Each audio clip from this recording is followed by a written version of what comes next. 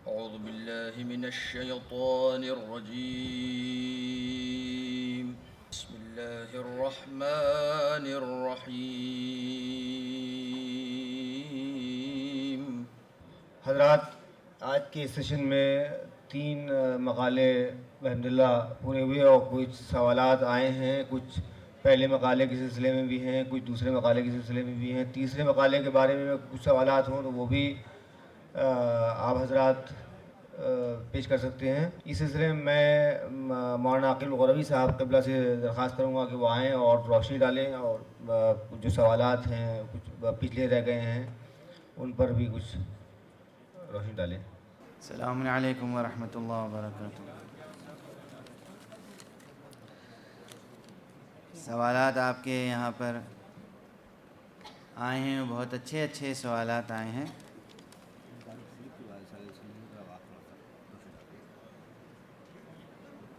روشنی تو ڈاکٹر صاحب آپ ڈال ہی چکے ہیں. کل 12 اپریل کو ایک واقعاً بہت ہی تاریخی قدم اٹھا رہے ہیں ہم لوگ سب مل کر، اور وہ یہ ہے کہ ہندوستان کی سرزمین پر ایک باقاعدہ دار التقریب کی تأسیس ہو رہی ہے، اس کی بنیاد پڑ رہی ہے. تمام اسلامی مذاہب کے درمیان تقریب پیدا کرنے کی کوشش ہو رہی ہے، اور یہ ایک مستقل ادارہ ہوگا. اس کا اپنا ایک آفس ہوگا، اپنی ایک عمارت ہوگی، اپنا اسٹاف ہوگا، اور مسلسل کام ہوتا رہے گا.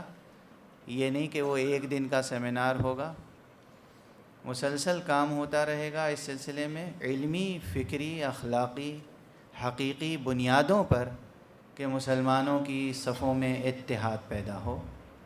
علمی طور پر سیاسی اور مصلحت پسندانہ، اور جسے کہتے ہیں کہ وقتی اتحاد کی بات نہیں ہے، بلکہ اس وقت دنیا کا جو تقاضا ہے اس کو پورا کرنے کے لیے. تو یہ ایک بڑا قدم ہے. آپ حضرات بھی شرکت فرمائیں اور اپنے احباب کو، اصدقاء کو بھی لے کر آئیں. اور یہاں شیعہ علماء اور اہل سنت علماء، بزرگان علماء، آل انڈیا مسلم فضلہ بورڈ کے جنرل سیکریٹری حضرت مولانا نظام الدین صاحب اور دوسرے بہت سے علماء یہاں تشریف لا رہے ہیں، شرکت فرمائیں گے. آپ حضرات ضرور شریک ہوں. یہ بھی اچھی ترمیم ہے کہ پروگرام نماز مغرب پہ ختم ہو جائے اور اس سے پہلے شعری نشست بھی ہو جائے، اور اس لیے اب صرف سوالات. ایک سوال یہ ہے کہ نماز کے اول وقت اور فضیلت کے وقت میں کیا فرق ہے اور اس کے احکامات کیا ہیں، وضاحت فرمائیں. اس طرح کے سوالات آپ ضرور کریں، مگر ہماری ایک درخواست یہ بھی ہے کہ رسالہ عملیہ، کوڈ آف کنڈکٹ جو مجتہدین نے تالیف و تصنیف فرمایا ہے، فتووں کا مجموعہ، عمل کرنے کے لیے جو نسخے ہیں اس کو کہتے ہیں رسالہ عملیہ. آیت اللہ سیستانی کا، آیت اللہ ناصر مکارم شیرازی کا، آیت اللہ خامنئی کا، جو بھی مراجع تقلید ہیں ان کے رسالہ عملیہ انٹرنیٹ پہ بھی موجود ہیں، اردو میں، انگریزی میں، عربی میں، فارسی میں موجود ہیں. ہماری آپ کی سعادت مندی یہ ہونی چاہیے کہ ہمارے گھروں میں وہ رسالے ہوں، کسی نہ کسی مجتہد جامع الشرائط کی آپ تقلید کریں اور اس کے رسالے سے رجوع کریں، اور یہ مسائل برابر مطالعہ کرتے رہیں. یہ سب مسئلے بہت تفصیل سے اس میں لکھے ہوئے ہیں، موجود ہیں، پھر بھی یہاں عرض کیا جائے گا. مولانا آپ یہ آپ نے کہہ دیا، اس کو فالو کر لیں گے، واقعی میں صحیح بات ہے.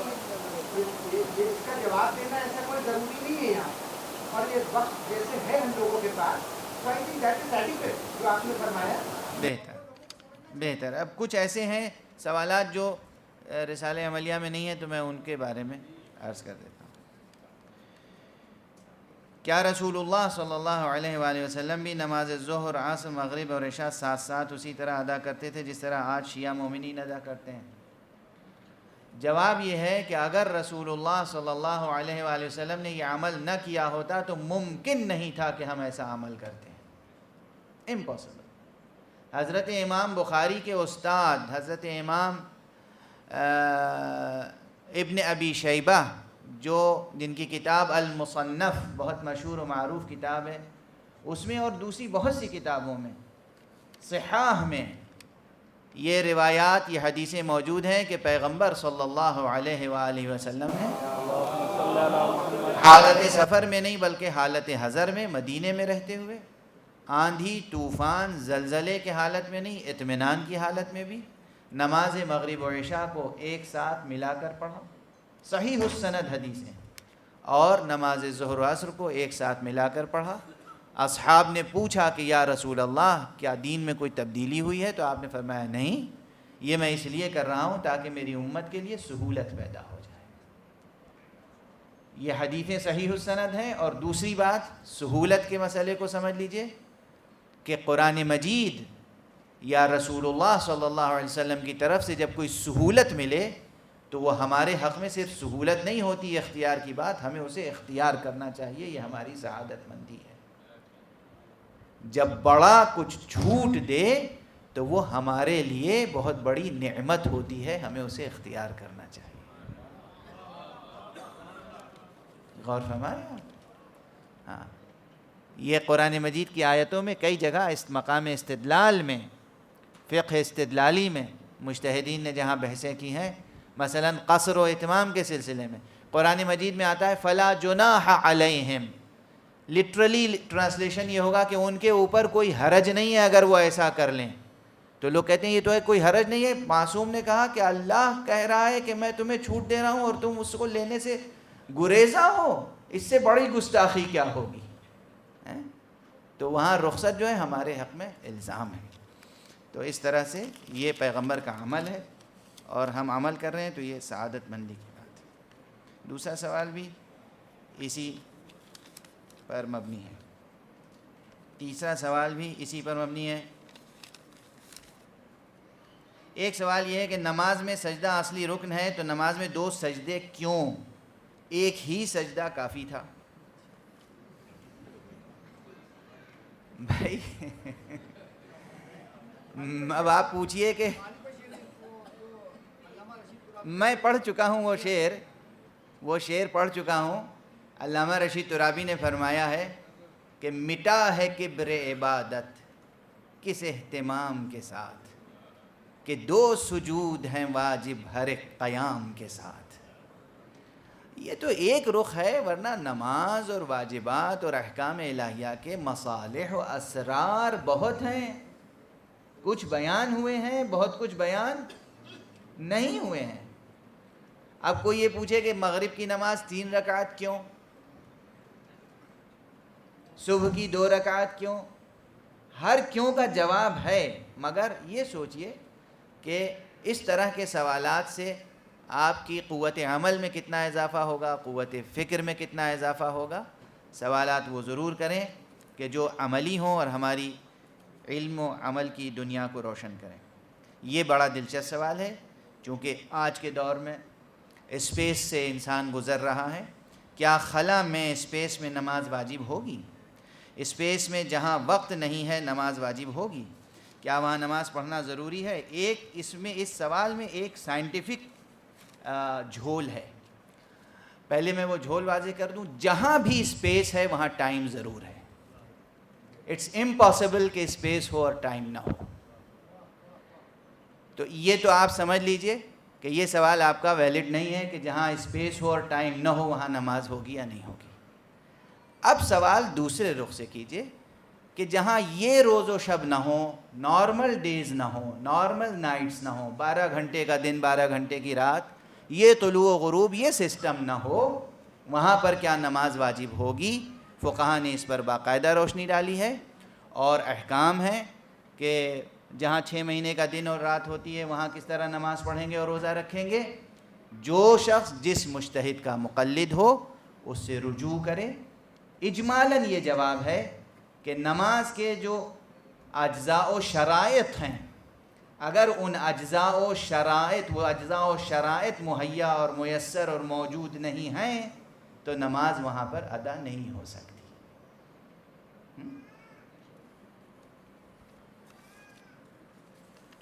خطبہ جمعہ کے دوران ایسا کوئی عمل جس سے خطبے میں خلل پڑ جائے، مثلا بلند آواز سے نماز پڑھنا، قرآن خوانی کرنا وغیرہ وغیرہ، یہ بھی توضیح المسائل میں ہے، لیکن پھر بھی کہ خطبات جمعہ، نماز جمعہ کے جو 2 خطبے ہیں وہ گویا 2 رکعت نماز کے قائم مقام ہیں، اور عموماً یہ حکم دیا گیا ہے کہ خطبے کے درمیان کوئی اور عمل نہ کریں، متوجہ ہو کر خطبہ سنیں۔ میں مختصراً جواب دے رہا ہوں۔ اب یہ ایک سوال ہے،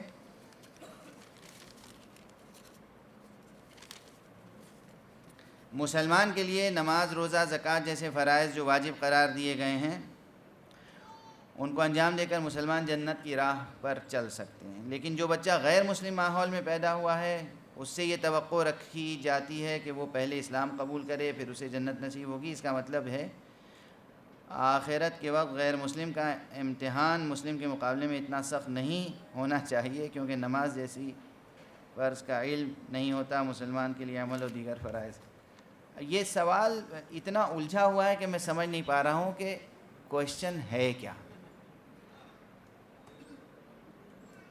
دیکھیے 3 رخ ہو سکتے ہیں جو میں سمجھنے کی کوشش کر رہا ہوں۔ کیا سوال یہ ہے کہ غیر مسلم مکلف ہے یا نہیں نماز روزے کا؟ اس کا جواب الگ ہوگا۔ اس کا تحقیقی جواب یہ ہے کہ غیر مسلم مکلف ہے نماز روزے اور تمام عبادات کا، مگر اس سے قبول نہیں ہوگی حالت کفر میں جب تک کہ وہ ایمان نہ لے آئے، اس لیے کہ ایمان شرائط قبولیت میں سے ہے۔ ایمان لائے، نماز ادا کرے، نماز کا مکلف ہے، روزے کا مکلف ہے۔ زکوٰۃ کے احکام میں ایک حکم یہ بھی ہے کہ خاص طور پر زکوٰۃ میں تو شرط ایمان ہے بھی نہیں، تفصیلی مسائل۔ دوسرا رخ اس مسئلے کا یہ ہے کہ بھئی ایک مسلمان پیدا ہوا مسلمان گھرانے میں تو وہ تو جنت میں پہنچ جائے گا ہمارے اور آپ کے عقیدے کے مطابق، جتنی آسانی سے ہم سمجھ لیتے ہیں،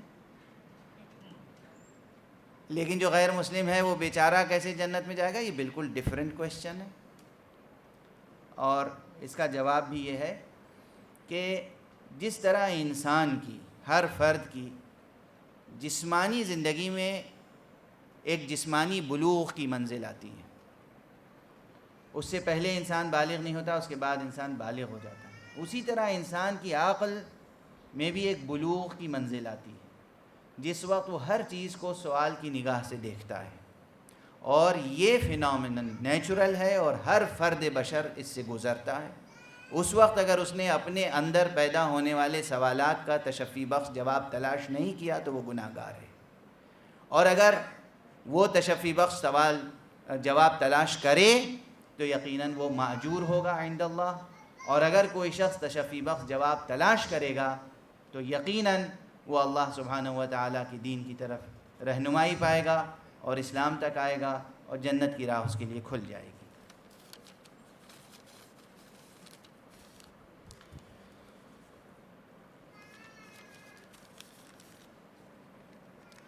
یہ بڑا دلچسپ سوال ہے اور دلچسپ انداز میں کیا گیا ہے۔ یگانہ کا شعر ہے، یاس یگانہ چنگیزی، سمجھ میں کچھ نہیں آتا پڑھے جاؤں تو کیا حاصل، نمازوں کا ہے کچھ مطلب تو پردیسی زباں کیوں ہے، نمازوں کا ہے کچھ مطلب تو پردیسی زباں کیوں ہو۔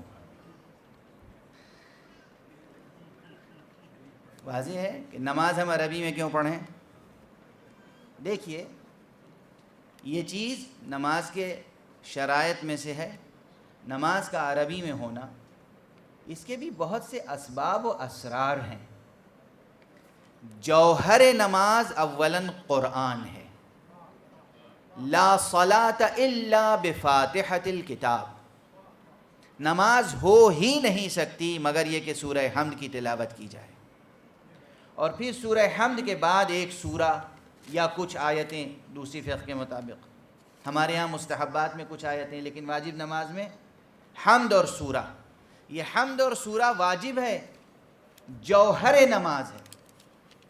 اگر اسے واجب قرار نہ دیا جاتا تو جس ترتیب سے، جس تواتر سے، جس اہتمام سے مسلمان نے قرآن کو من و عن محفوظ رکھا ہے، اس طرح محفوظ نہ ہوتا۔ یہ بھی ایک طریقہ تھا قرآن مجید کو تحریف سے محفوظ رکھنے کا۔ توریت میں تحریف ہو گئی، انجیل میں تحریف ہو گئی، بہت سی کتابوں میں تحریف ہو گئی، قرآن میں اس لیے تحریف نہیں ہوئی کہ مسلمان پر واجب قرار دے دیا گیا تھا کہ ورڈ آف گاڈ، یہ خدا کے الفاظ، یہ وحی مطلوع، اس کو آپ بعینہ بجنسہ من و عن محفوظ رکھیں گے اور یاد کریں گے اور نماز میں پڑھیں گے۔ اور فرمایا آپ نے اب نماز واجب ہے اور نماز میں قرآن پڑھنا ہے، مسلمان قرآن پڑھ رہا ہے اور آج تک قرآن محفوظ ہے بحمد اللہ۔ یہ ایک سبب ہے، میں نہیں کہہ رہا ہوں کہ سبب منحصر ہے اسی ایک میں، یہ ایک سبب ہے کہ جوہر نماز قرآن ہے، اور ظاہر سی بات ہے کہ اس کے اور بھی اسرار اور رموز ہیں۔ ہر آفس کی ایک زبان ہوتی ہے،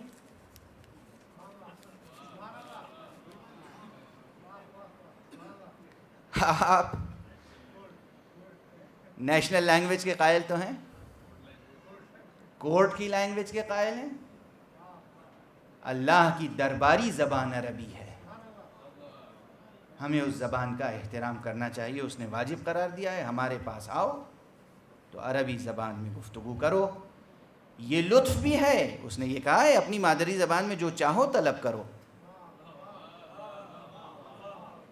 جو چاہو طلب کرو، مگر طلب کرنے سے پہلے یہ شرط پوری کر دو کہ ہماری درباری زبان اتنی تو سیکھ لو کہ تمہاری زبان، تمہاری آواز سننے کے لیے گنجائش پیدا ہو جائے۔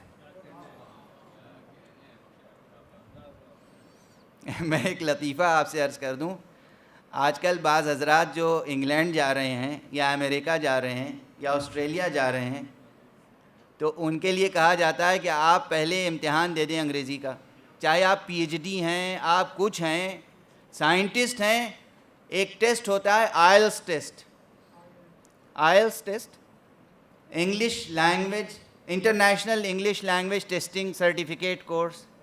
وہ کہتے ہیں ہم آپ کی قابلیت میں شبہ نہیں کرتے، بس یہ جاننا چاہتے ہیں کہ ہمارے ملک میں آنے کے بعد آپ خود اپنی زندگی کے مسائل چلا سکیں گے یا نہیں۔ مثلا پلیٹ فارم پہ کھڑے ہوئے ہیں اور اناؤنسمنٹ ہو رہا ہے کہ ٹرین فلاں نمبر کی ٹرین فلاں جگہ سے فلاں جگہ جانے والی آ رہی ہے یا لیٹ ہو گئی ہے، یہ اناؤنسمنٹ آپ سن کے سمجھ سکیں گے، یا معلوم ہوا جہاں آپ کو جانا ہے وہ ٹرین آئی بھی چلی بھی گئی اور آپ بیٹھے ہوئے ہیں، آپ کی زندگی مضیقے میں نہ ہو جائے۔ اس لیے ہم یہ جاننا چاہتے ہیں کہ آپ ہمارے لہجے اور زبان سے واقف ہیں، اس لیے ٹیسٹ دے دیجئے، اگر ہمارے ملک میں رہنے کی صلاحیت آپ میں ہے تو ہم ویزا دے دیں گے۔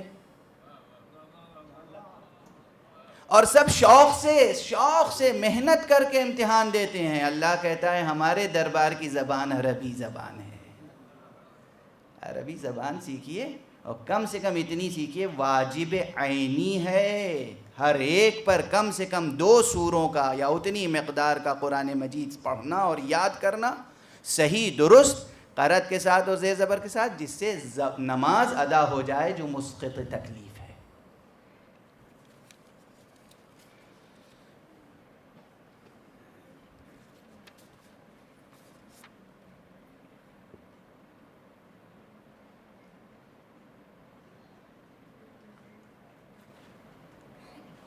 سوالات پھر ویسے ہی ہیں کہ جو تقریباً جواب دیا جا چکا ہے۔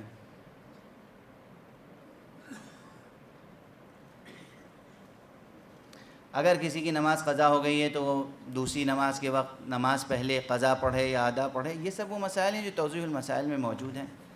میں اس وقت اس کا جواب، کچھ اور دلچسپ اور اہم سوال ہیں، میں اسے دیکھ رہا ہوں۔ غالباً یہاں خمس و زکوٰۃ کے عنوان پہ بھی مقالہ پڑھا گیا، لیکن آج کیا امام مہدی علیہ السلام پر بھی مقالہ ہوا تھا؟ اس میں امام مہدی علیہ السلام پہ مقالہ جو ہے نہیں تھا، لیکن سوال ہے کہ کیا امام مہدی علیہ السلام کے انسانی وجود کے تعلق سے کہ ان کے انسانی اور نفسانی خواہشات ہیں یا نہیں، ان کی بیوی ہیں یا نہیں، ان کے بچے ہیں یا نہیں، کہاں ہیں کہاں نہیں ہیں۔ کیا عمدہ سوال ہے یہ جان کے آپ کی زندگی میں کتنی بہتری پیدا ہو جائے گی، پروگرامنگ میں کتنی آسانی ہو جائے گی۔ اپنی زندگی بھول کر ہم دوسروں کی زندگیوں کے بارے میں سوال کرنے کے عادی ہو گئے۔ پھر بھی اگر آپ نے سوال کیا ہے تو میں جواب عرض کر رہا ہوں، امام علیہ السلام کی فیملی ہے، ان کے بچے ہیں، پوتے ہیں، پوتوں کے پوتے ہیں، پوتوں کے پوتے ہیں، اور امام علیہ السلام جہاں بھی ہیں وہ پورے اپنی فیملی کے ساتھ ہیں، اور جہاں بھی ہیں وہ آپ جس ٹیکنالوجی کی بات کر رہے ہیں اس بستی کی ٹیکنالوجی ہماری ٹیکنالوجی سے 100 برس یا 500 برس یا 1000 برس آگے ہے۔ یہ چیپٹر ایسا ہے جس پہ میں گفتگو ابھی نہیں کرنا چاہتا، لیکن ایک واقعہ عرض کر دوں آپ حضرات کی اجازت سے۔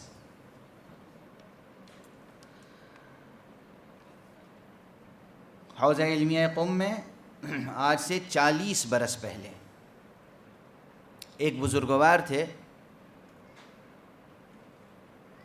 آیت اللہ میر جہان آبادی،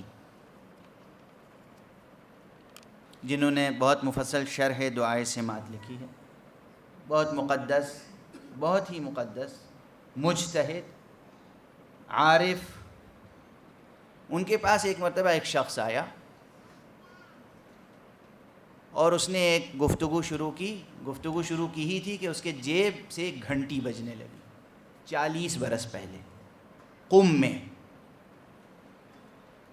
اس نے نکالا تو ماچس کی ڈبیا کے برابر ایک کوئی چیز تھی، اس پہ منہ کے قریب لا کے اس نے گفتگو شروع کی۔ آیت اللہ نے ایسی کوئی چیز دیکھی نہیں تھی، تو انہوں نے جھک کے دیکھا تو وہاں دور سے جو شخصیت گفتگو کر رہی تھی انہوں نے کہا کہ آغا میر جہانی سلام علیکم۔ تو انہوں نے کہا یہ کون ہے جو مجھے سلام کر رہا ہے؟ اور اس نے مجھے دیکھ بھی لیا اور سمجھ بھی لیا اور پہچان بھی لیا۔ ان کا جی ہاں، میں جن کا پیغام آپ کے پاس لے کر آیا ہوں انہوں نے آپ کو دیکھ لیا اور وہ اعلیٰ بہرحال انہوں نے رکھ لیا۔ آج تک ہمارے آپ کے ہاتھوں میں موبائل ہے، مگر نہ تو اس کا سائز سمٹ کے ماچس کی ڈبیا کے برابر ہو سکا ہے جو چھوٹی والی ڈبیا ہے، اور نہ ہمارے پاس عام طور پر آج ایسا ہے کہ جس میں فوٹو دیکھ کر پہچان لیا جائے اور گفتگو کر لی جائے۔ نہ صرف وہ کہ جس سے براہ راست آپ گفتگو کر رہے ہیں بلکہ قریب آنے والے شخص سے بھی۔ یہ آج سے 40 برس پہلے کہ وہ شخص آنے والا امام زمانہ علیہ السلام کا کوئی پیغام لے کر آیا تھا آیت اللہ میر جہان آبادی کے پاس۔ اس سے آپ اندازہ کریں کہ وہاں امام علیہ السلام جہاں بھی ہیں وہاں ٹیکنالوجی کتنی آگے ہے۔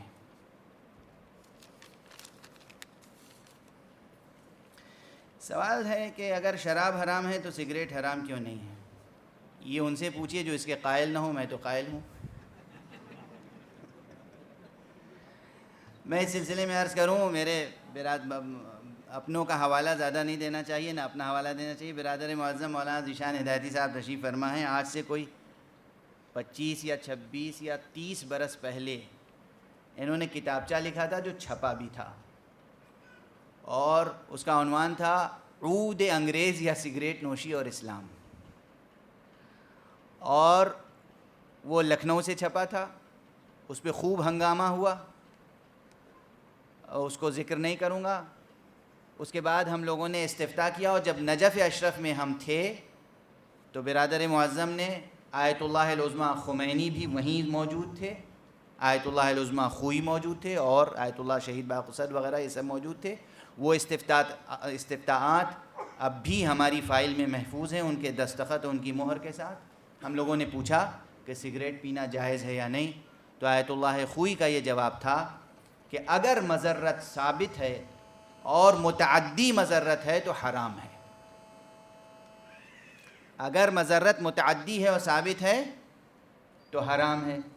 دوسرا سوال یہ تھا کہ آیت اللہ خمینی کا جواب متعدی ہونے کی شرط بھی نہیں تھی، ان کا جواب یہ تھا کہ اگر مضرت ثابت ہے تو حرام ہے۔ اسلام میں ایک قاعدہ ہے، لا غرر ولا ضرار فی الاسلام۔ اسلام میں نہ غرر خود کو پہنچائیے نہ کسی دوسرے کو غرر پہنچائیے، نہ خود کو نقصان پہنچائیے نہ کسی دوسرے کو نقصان پہنچائیے۔ سگریٹ پینے کا مسئلہ آپ پہ چھوڑتا ہوں، چونکہ بہت نازک مسئلہ ہے اور حکم شرعی میں نے واضح کر دیا۔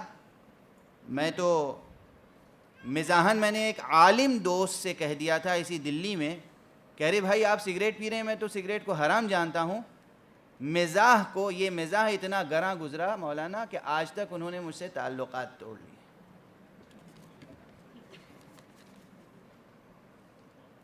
یہ سوال پھر نماز کے اوقات کے متعلق ہے جو جواب دے چکا۔ شہری علاقوں میں رہنے والوں کے لیے خمس کے علاوہ کوئی زکوٰۃ ہے کہ نہیں؟ اتنا بڑا مقالہ تھا، میرا خیال ہے اس میں جواب ضرور ہوگا۔ بات شہری زندگی اور دیہاتی زندگی کی نہیں ہے، بات یہ ہے کہ آپ کے پاس دولت ہے کیا، اجناس کیا ہیں۔ اگر ان اجناس پر، ان چیزوں پر خمس عائد ہوتا ہے تو خمس ہوگا، اور زکوٰۃ عائد ہوتی ہے تو زکوٰۃ ہوگی، شہر میں رہ رہے ہوں یا دیہات میں رہ رہے ہوں۔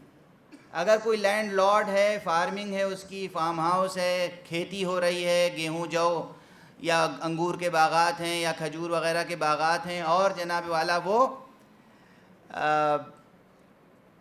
شہر میں رہتا ہے تو بھی اس پہ زکوٰۃ ہے بحد نصاب۔ اور اگر کوئی شخص دیہات میں رہتا ہے اور اس کے پاس زمین نہیں ہے، کچھ بھی نہیں ہے، اور تھوڑی سی کمائی ہے اس کی، تو اس کے اوپر خمس ہے۔ یہ مسئلہ جنس سے تعلق رکھتا ہے۔ زکوٰۃ سال بھر میں نکالی جاتی ہے یا ہر مہینے میں نکالی جاتی ہے؟ زکوٰۃ واجب اس کا نصاب ہے اور اس کا حول ہے، اور چاند کے مہینوں کے مطابق، قمری مہینوں کے مطابق خمس کا حساب بھی ہوگا اور زکوٰۃ کا حساب بھی ہوگا۔ جب سال پورا ہو جائے، 11 مہینے پورے ہو جائیں اور 12واں مہینہ لگ جائے، حسب نصاب جس طرح جس چیز پر ہے، سونے چاندی کا، اور فصلوں کا نصاب جس طرح ہے کہ وہ جب کھیت سے آئے اور اس وقت اس کی جتنی مقدار ہو اس حساب سے اس کی زکوٰۃ ہوگی۔ کتابوں میں دیکھ لیجئے گا۔ سیلریڈ کلاس کے لیے زکوٰۃ کا کیا حکم ہے؟ جو تنخواہ دار ملازمین ہیں، ظاہر ہے کہ ان کے اوپر یعنی نوٹوں پر خمس ہے، زکوٰۃ نہیں ہے۔ اور زکوٰۃ مستحب، صدقات مستحبہ اپنی جگہ ہیں، اور زکوٰۃ فطرہ اپنی جگہ ہے جو سب پر ہے۔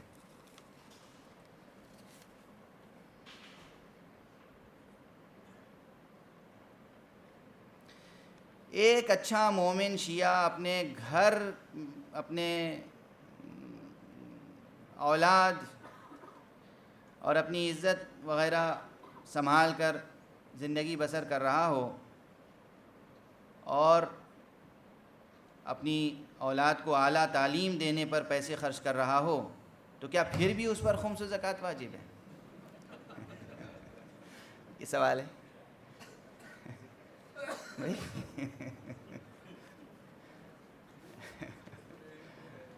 میرا خیال ہے مجمع نے خود ہی جواب دے دیا۔ بس زکوٰۃ اور خمس واجب ہے اپنی۔ اچھا فرمائیے۔ یہ کہتا ہوں کہ میں نے اکثر دیکھا ہے کہ لوگوں کے پاس یہ بتایا گیا ہے کہ آپ نے زکوٰۃ خمس نکالنا ہے، ان کے پاس اتنی حیثیت نہیں ہوتی ہے کہ وہ اپنے بچوں کو اچھی تعلیم دے دیں، کیونکہ اچھی تعلیم مطلب دینا بہت پیسہ خرچ کرنا، اچھی تعلیم اور آج کل جو بہت پیسہ اس میں لگتا ہے، ان پہ پھر اتنا پیسہ نہیں بچتا ہے، لیکن ان کو کہتے ہیں کہ خمس نکال رہے ہیں۔ کون عالم کہتا ہے کہ اگر آپ کے پاس پیسہ نہیں بچ رہا ہے تب بھی خمس نکالنا ہے؟ نہیں، ایک مثال دے دیجیے، ایک مثال دے دیجیے۔ نہیں، نو ناٹ ایٹ آل۔ کون عالم ہے جو کہتا ہے کہ پیسہ نہیں ہے پھر بھی خمس نکالیے؟ کون؟ کس کتاب میں لکھا؟ پریکٹس ہی کی میں بات کر رہا ہوں، میں بھی تو پوچھ رہا ہوں ان پریکٹس کون ہے جو آپ سے کہتا ہے کہ پیسہ نہ ہو تب بھی خمس نکالیں؟ ہم تو یہ کہتے ہیں جتنا پیسہ، 5 روپے ہیں تو 1 روپے نکال دیجئے، 5 لاکھ روپے ہوں تو 1 لاکھ نکال دیجئے۔ میں کہنا چاہتا ہوں کہ اگر وہ اپنے بچوں کو اعلیٰ تعلیم نہیں دیتے، ان کو نہیں بچتا، ان کو نہیں دے پاتے، لیکن ان کو ڈر ہے کہ ہم جہنم میں۔ شریعت میں کہا گیا ہے کہ جو آپ کے واجب مصارف ہیں، جو اخراجات ہیں، بچوں کی تعلیم اخراجات میں شامل ہے یا نہیں؟ اخراجات میں شامل ہے۔ گھر کا خرچ، کھانے پینے کا اخراجات میں شامل ہے یا نہیں؟ شامل ہے۔ اگر آپ اسراف نہیں کر رہے ہیں کسی معاملے میں، اگر آپ اسراف نہیں کر رہے ہیں اور آپ اپنی بیوی بچوں کا، اپنا گھر کا خرچ ادا کر رہے ہیں، اور خرچ کرنے کے بعد آپ کے پاس کچھ نہیں بچتا، تو آپ کے اوپر خمس نہیں ہے۔ لیکن اگر بچتا ہے 5 روپیہ بھی تو اس پر خمس واجب ہے۔ اصل میں الوکیشن چلتا ہے کیونکہ ہمیں یہ مجھے یہ لگتا ہے کہ نہیں سمجھا ہے لوگوں نے یہی نہیں. تو اب جواب ہو گیا, کلیئر ہے, آگے بڑھنے دیجیے. فرمائیے. سوال کو تھوڑا آگے بڑھانا چاہتا ہوں, وہاں آ کے صرف 30 سیکنڈ میں سوال پوچھنا چاہتا ہوں. یہاں فرمائیے, آئیے. ان کا سوال اس طرح سے واضح ہو جائے گا کہ مثال کے طور پر آج میرا 1 سال پورا ہو رہا ہے خمس ادا کرنے کا, اور میرے بچے کی فیس 1 ہفتے بعد یا 10 دن بعد جمع ہونی ہے. میں خمس ادا کر دوں گا تو فیس نہیں جمع کر سکتا, واجب آج ہے, پھر مجھے دوبارہ ملنے نہیں ہے, میرے بچے کی پڑھائی رہ دوسرا جائے گی. سوال ہے, اس سوال میں شامل نہیں تھا یہ اس کا یہ دوسرا سوال ہے, اس سوال میں شامل نہیں تھا. لیکن جواب بہت واضح ہے. جو آپ کا سال کا, جو آپ نے سال معین کیا ہے خمس نکالنے کی, جو ڈیٹ آپ نے معین کی ہے, اس ڈیٹ پر جو آپ کے پاس تمام سال کے اخراجات کے بعد بچت ہے, اس بچت پر خمس متعلق ہو گیا. خمس آپ کو نکالنا ہے. اب اگر آپ کو یہ فکر ہے کہ 1 ہفتے کے بعد ہمیں بچے کی فیس دینی ہے اور آپ کے پاس کوئی ذریعہ نہیں ہے اور آپ اس میں سے وہ فیس نکال رہے ہیں, تو آپ مال خمس میں سے فیس نکال رہے ہیں, آپ کے ذمے قرض بن جائے گا, آپ اسے قرض بعد میں ادا کرتے ہیں.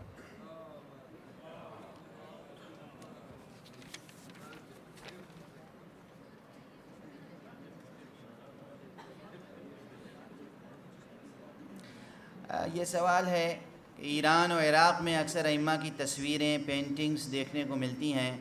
اب انڈیا میں بھی اکثر امام بارگاہوں اور گھروں میں پینٹنگز دیکھنے کو مل رہی ہیں. تفصیل سے جواب عنایت فرمائیں. ظاہر سوال تو لکھا ہی نہیں, انفارمیشن دی ہے آپ نے. دیر از نو کوشچن. انفارم کیا ہے آپ نے کہ دیکھنے کو مل رہی ہیں. میں سمجھتا ہوں پوچھنا یہ چاہتے ہیں کہ یہ صحیح ہے یا صحیح نہیں ہے. میں نے خود یہ سوال قم کے اپنے اساتذہ اور مجتہدین مراجع تقلید سے کیا, تو انہوں نے کہا کار عوامانہ ہے,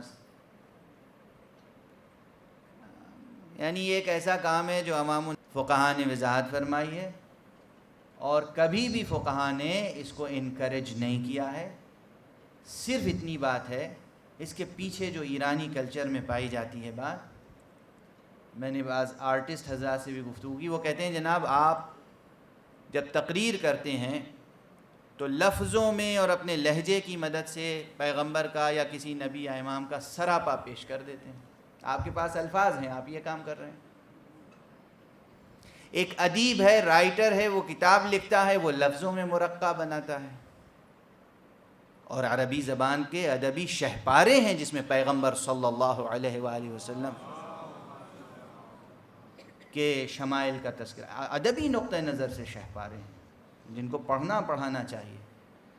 پیغمبر کا رنگ کیسا تھا, پیشانی کیسی تھی, آپ کا روح مبارک, جسم اطہر, گلوئے مبارک, ایک ایک چیز. کہتے ہیں ان کے پاس الفاظ ہیں, انہوں نے نقاشی کی, ہمارے پاس رنگ ہے, برش ہے, ہم حضور کی آپ کی لکھی ہوئی تحریریں پڑھ کے اگر بنا دیتے ہیں تو کیا, اب ظاہر ہے ان کے جذبات ہیں وہ کرتے ہیں. اسے کوئی فقیہ, کوئی عالم انکریج نہیں کرتا, صرف یہ کہتا ہے کہ جب بن گئی ہے ایک چیز تو آپ اس کا ادب کریں, احترام کریں. کوئی بھی چیز جو پیغمبر صلی اللہ علیہ وآلہ وسلم سے یا ائمہ اطہار سے منسوب ہو, اس کی کسی بھی طرح سے اہانت یا توہین نہیں ہونی چاہیے. یہ حکم. باقی جتنے سوالات ہیں وہ جوابات ہو چکے, 15 منٹ باقی ہیں 5 بجنے میں, اور اب میں گفتگو کو ختم کر رہا ہوں. آج جتنے حضرات نے مقالات پیش کیے ان کو مبارکباد پیش کرتا ہوں, خصوصاً مولانا عسکری صاحب قبلہ کو, مولانا سیادت صاحب قبلہ کو, اور جن حضرات نے بھی مقالات پیش کیے ہیں. کہ میں نے عسکری صاحب قبلہ کا مقالہ سنا, بہت اچھا تھا, اور بھی سب مقالے بہت اچھے رہے ہوں گے یقیناً. میں ان حضرات کو مبارکباد پیش کرتا ہوں, اور آپ حضرات کو کہ آپ نے جس توجہ سے سنا ہے اور جو سوالات آپ کر رہے ہیں. ہمارے سیمینار منعقد کرنے کا واحد غرض یہ آپ کے سوالات تھے. السلام علیکم ورحمۃ اللہ وبرکاتہ. کل کا جلسہ نہ بھولیے گا, بلکہ کل ہی کا کیوں، پرسوں اور نرسوں بھی 5 دن کا جلسہ ہے، پنجتنی ہے، 5 دن کا جلسہ پورا کیجیے، لیکن کل کا جلسہ بہت اہم ہوگا۔ بہت بہت شکریہ عقیل صاحب۔